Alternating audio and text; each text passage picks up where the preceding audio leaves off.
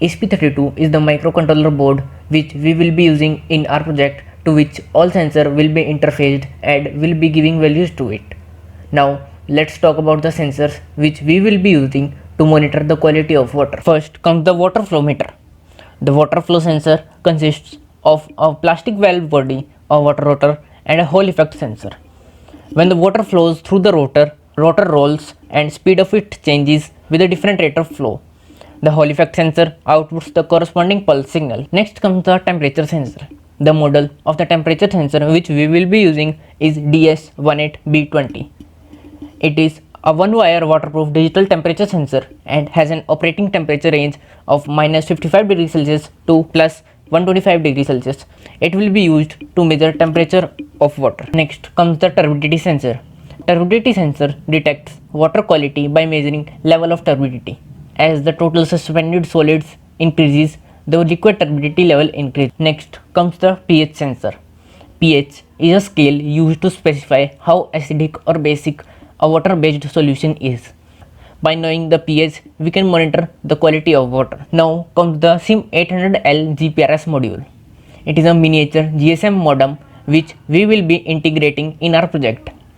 The operating voltage of the chip is 3.4 volt to 4.4 volt, which makes it an ideal candidate for direct LiPo battery supply. The module usually comes with a helical antenna which we will be using. The term LoRa stands for long range. It is a wireless radio frequency technology.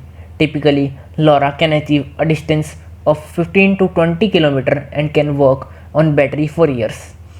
It can be used as an alternative to SIM800L if we don't have internet connectivity. The next sensor is LiDAR.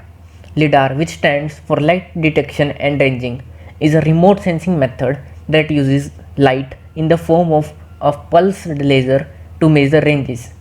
It will be used as a water level sensor in our project. We created a local web server of Blink.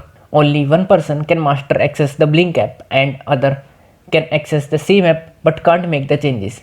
They only see the notification and the values of different sensors.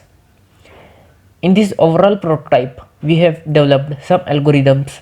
Whenever there are chances of flood, the person who is using the app gets notified about the flood chances. And in the same way, if water quality deteriorate, the person gets notification to treat the water and then drink. We have fitted all the sensors in a 3D enclosure which is completely waterproof.